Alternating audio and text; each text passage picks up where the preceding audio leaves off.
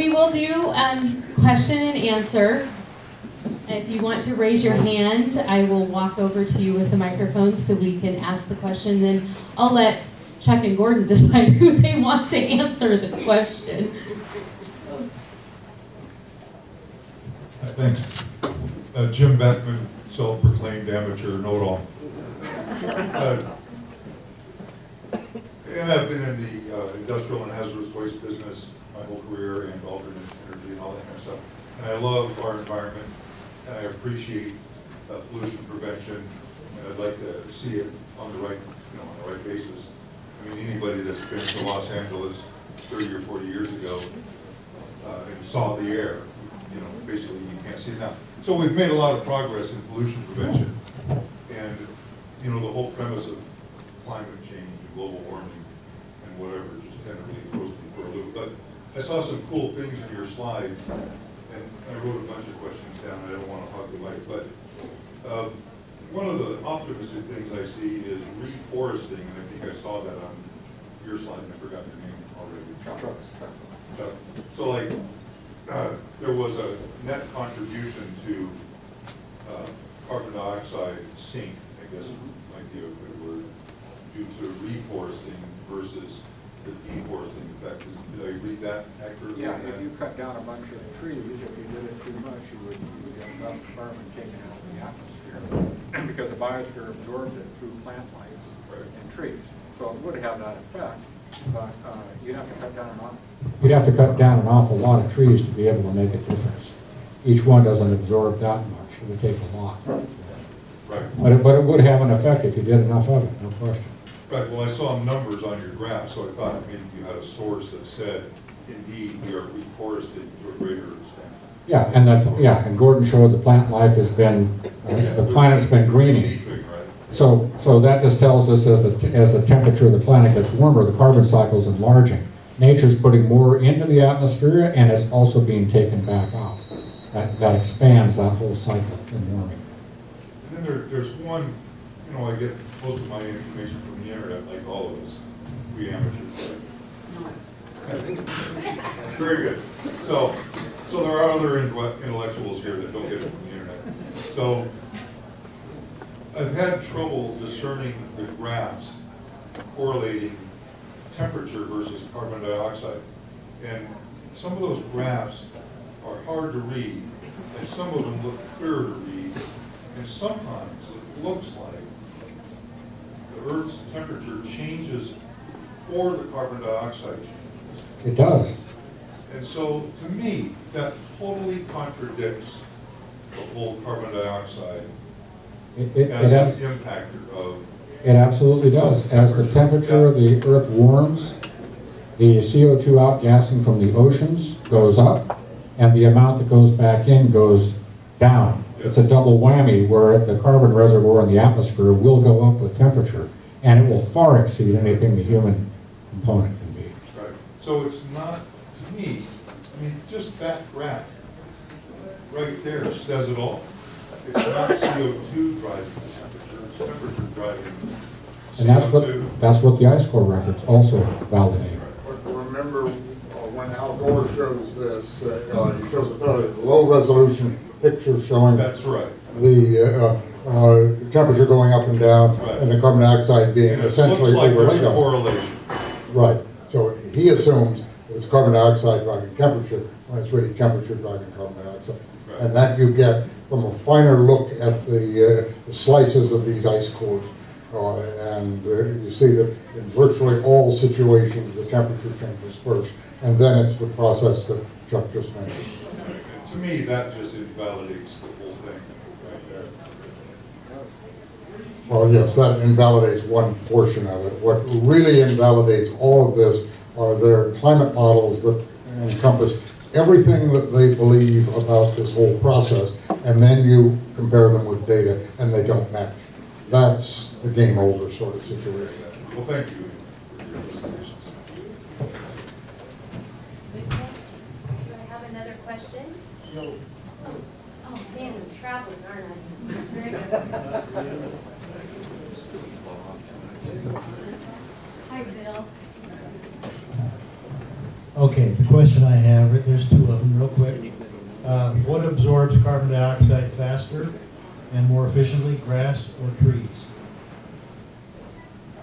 I would say that the trees do, because you can see how the wood stores a lot of the carbon in itself. I think the tree is bigger and it's got more capability along the branches and the leaves to do that than grass would.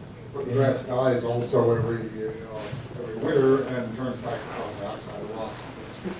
So if you want a carbon sink, you would probably use trees. But let's not use the word pollution or anything that indicates that there is a need to somehow limit the benign byproducts of our civilization, which are carbon dioxide and water vapor. What comes out the tailpipe of your car? If it's a very clean car with catalytic converter and whatever, it's carbon dioxide and water vapor.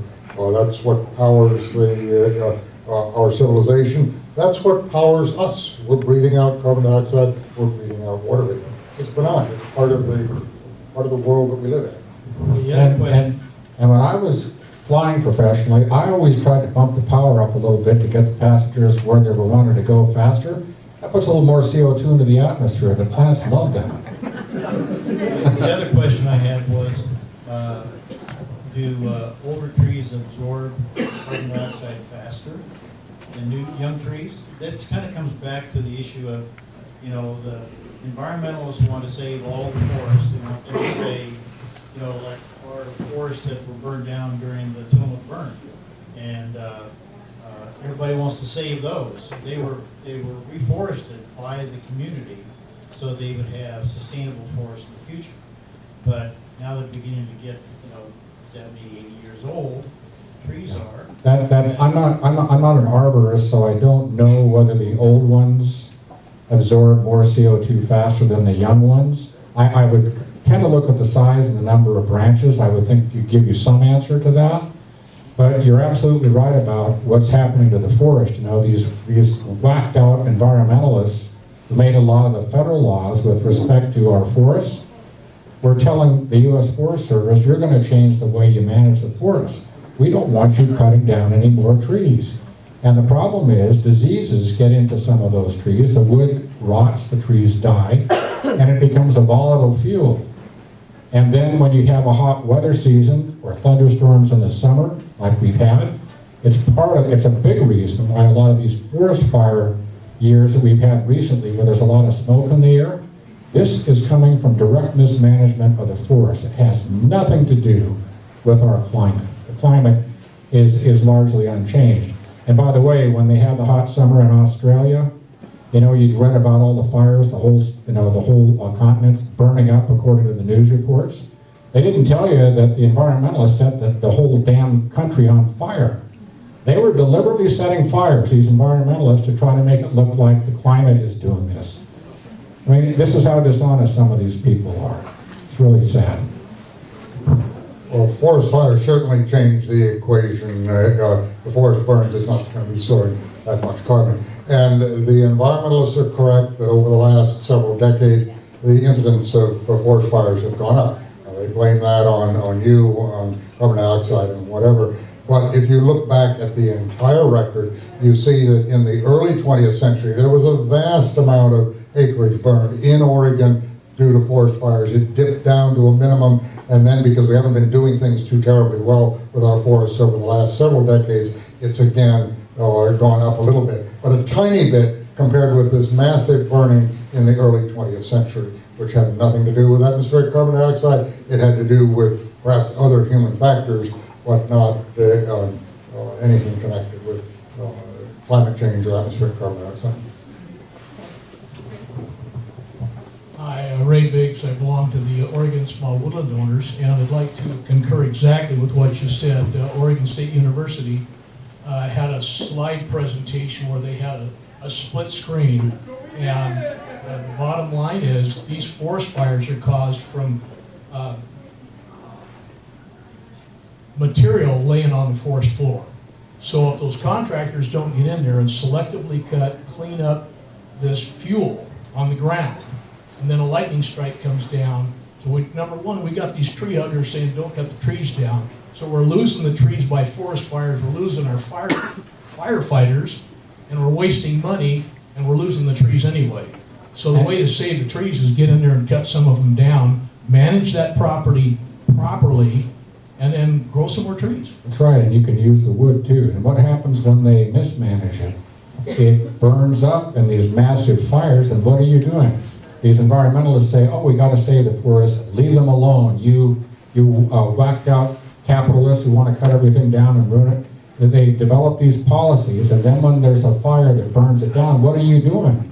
You're doing the exact opposite of what they tell us we should be doing. You have these massive fires, you're putting a whole bunch of that CO2 that was sequestered by the trees right back into the atmosphere.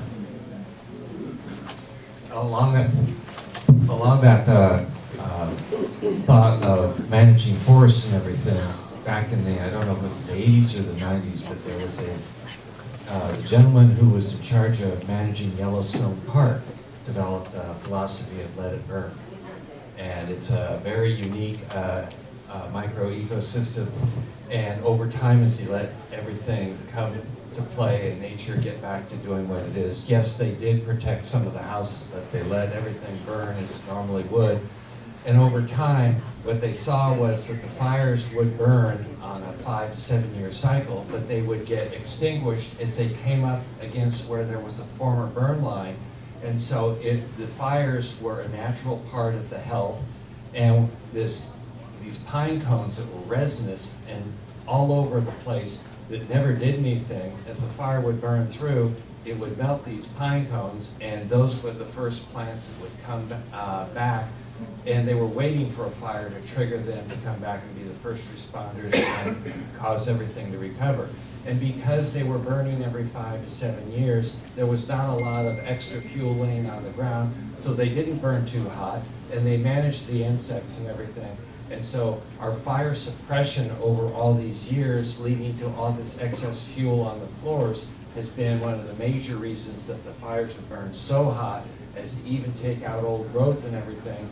And, you know, eventually it's going to have to get burned up because, you know, down around Black Butte, they had one of these things where they were cleaning up, a massive cleanup of all this excess fuel, and they were doing a super job, yet a fire came through and there was still too much on the ground because the fires weren't coming with the regularity that they were supposed to in a natural circumstance where they burn and put themselves out, and they contain themselves because of this jigsaw effect of them happening on a regular basis. So we're going to eventually, unless somebody comes up with a brilliant idea, we're going to pay the piper in the way of forest fires from all this spent fuel until we reset back to zero. Yeah, well, and I think a part of that is just properly managing the forest. Now, if you just let it do what nature would do to it, you're going to have these catastrophic fires that have destroyed a lot of property and killed people, wildlife, the whole bit. It's not a good situation. It needs to be managed better than it is, especially if you're concerned about carbon going back into the atmosphere. You need to control these burns. They really get large, and they've been disastrous, as we've seen in the last few years. Hi, my name is Greg Pettit, and I'm sure that most people in this room came in here with some preconceived notions about what's going on and whatnot. We came in here to get some additional information. All of us humans suffer from something called confirmation bias, which means we tend to selectively discard information that does not jive with what we previously believed, and we seek out information that confirms our previous biases. And so right now from you guys, we heard one portrayal of the climate scenario which says it's false and it's not caused by humans, and it's so as people here are trying to find out what the truth about this, the question is, how do we know what to believe? Do we believe you guys, or do we believe the 97%? If this was a balanced climate forum based upon what the scientific community represents, we'd have 3 of you climate deniers, and we'd have 97 people in here from the other point of view. That's the fact. Now, the question is, so how do we know? We look at the way science works is by consensus. People, scientists. No, it doesn't. Yes, it does. No, it doesn't. It does not. You're wrong. Peer-reviewed articles. How many peer-reviewed climate articles have you two published? Okay, now you're getting into an area where we're not even talking about science anymore. Do you want an answer to the question, or are you going to lecture me? I want to answer the question. Okay, the answer to the question is, we showed you why we believe we're right. What did we have to show you? Not a peer-reviewed paper, facts and data. That's all that matters in science. Your initial comments, attacking Democrats from a political nature, completely discredits any scientific objectivity you may have in presenting this information. No, it doesn't. It's quite obvious you came here to an audience that you thought was going to support you in this, and you provided very misleading information, cherry-picked information, non-representative information. If you want the truth, look at science. Good girl. My answer to that is, if you want the truth, look at the facts. You don't have them. And if you could argue science, you would be able to show us some. And that's the problem with people like you. You're the first to say it's all peer-reviewed stuff. If you guys don't have it, you don't have your facts together. But we do have our facts because we got the data to back them up with. That's how science works. It has nothing to do with consensus. It has nothing to do with any of that stuff. That is how you politicize science. That's what you're promoting. I have a question. Another question. You caught my attention with one of your last comments about things like solar and wind, and I took it to mean that that's a net loss for society with electric cars. Could you comment further on that, please? Well, I think you're talking about so-called renewable energy, the wind and the solar, right? The problem with that is that it is it's diffuse energy, so it takes a vast amount of infrastructure to collect a little bit of energy. But the other problem is that it is very low quality power, and it has to be backed up. In the case of wind, about 2/3 of the time with typically fossil fuel backup. And the way they do fossil fuel backup around here, they do a certain amount of wind backup. The way they do backup around here is they turn the dams on and off to try and compensate, to try and keep the lights on continuously. The way they do it in other places like Texas, where they don't have the hydropower able to do that, is that they run the fossil fuel plants, the coal-fired power plants, continuously. They vent the steam until they're needed, and they can be quickly then funnel the steam back through the turbines and keep the lights on. That's totally wasteful. You're running two power systems. You're running a wind power system and a coal-fired power system at the same time. The carbon footprint is greater in that regard. And it's particularly bad around here with Portland General Electric because they have these vast wind farms, as they call them, vast arrays of wind machines. When they fail, PGE has to back them up. They use a quick start natural gas, not these turbine natural gas plants that are highly efficient, but a quick start thermal plant that is half as efficient. And if you figure that out, if those are used 2/3 of the time, you are better off just using the wind turbine, kind of a jet engine sort of version of a natural gas plant that is close to 70% efficient, far more than the thermal plants. Run that all the time and scrap the wind turbines. And of course, the solar is even worse.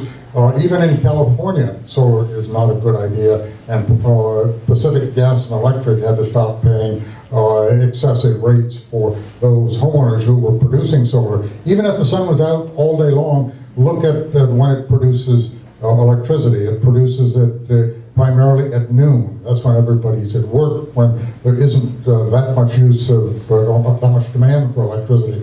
Demand really comes in the late afternoon as the sun is going down. That's when Pacific Gas and Electric has to kick in their other fossil fuel plants to back it up. And it's just not electricity that is available at important points. And it's particularly true in both the summer and winter that the times of greatest demand for electricity are cold, dark winter nights and very hot summer days. Those are high pressure conditions. Those are conditions when the windmills don't work at all. So you have to have backup. You have to have something that is reliable. Nuclear will do it, and fossil fuel will do it. The dams will do it also. But what's happening to our dams on the Columbia River?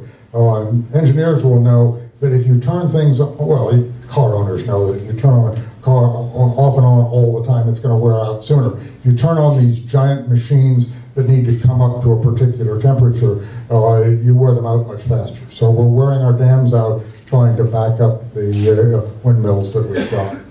This is a whole different subject, but it shows that, again, there is no respect for the engineering that goes into power systems. And places that have gone too far in this direction end up with vast problems. A friend of mine was running the Renewable Energy division of RWE in Germany. He built windmills all across the North Sea. They produced, on paper, a vast amount of electricity. When the wind was blowing, boy, did he have the electricity. So much so at one point that he had to go and beg the French to shut down their nuclear power plants, actually vent the steam and absorb all the electricity that he was producing because he needed to dispose of it. He didn't want the German grid lighting up like an incandescent light bulb. So you have these problems of plenty, and you have the problems of a lack of electricity when you most need it. That requires reliable backup. The only reliable backup we've got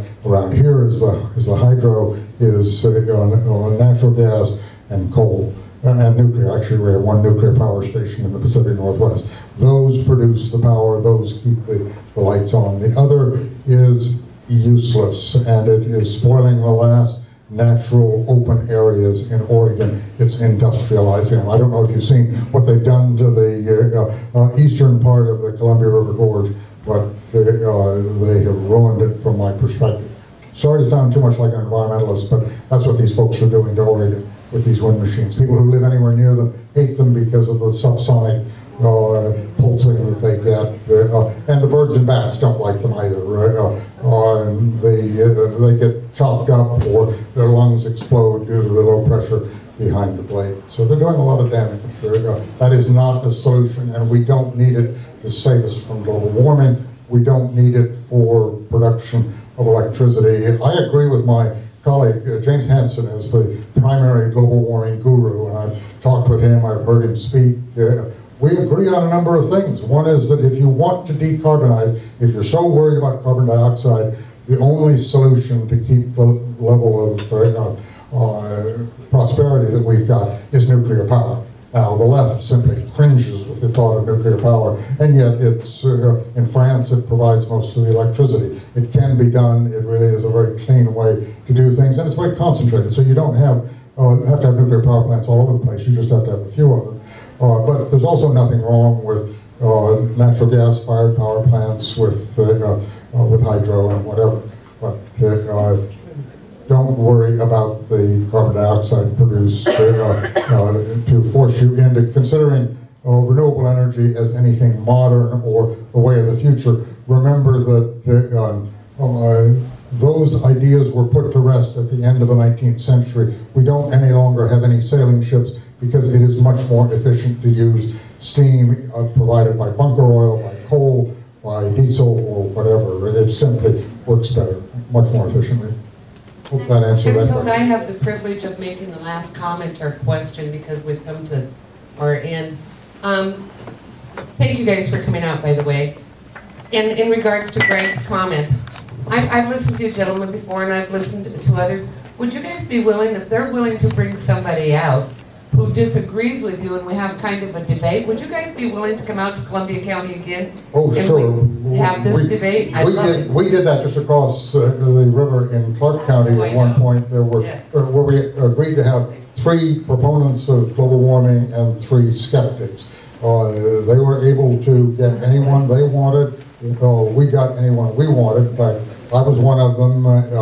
We had a professor from Western Washington University, professor of geology, and we had another professor of geology out of the University of Stockholm in Sweden.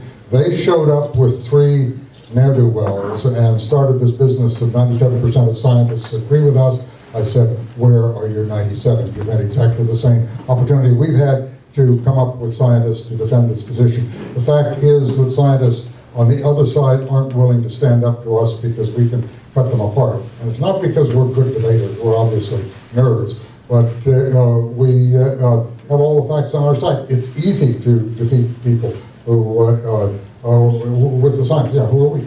Yes. So the answer is yes, sure, we're willing to debate all the time, anytime. This is what science does. If you've ever gone to a scientific meeting, people will present ideas and others will snipe one way or the other, and we come to some sort of understanding as to how we're going forward. Scientists are very scrappy people. We love to do this. The other side doesn't because it's too hard to defend their position. All right, a round of applause again for Chuck and Gordon for joining us this evening. A round of applause for you for all coming out this evening. I appreciate all of the insights, all of the questions. Thank you very, very much. Good night.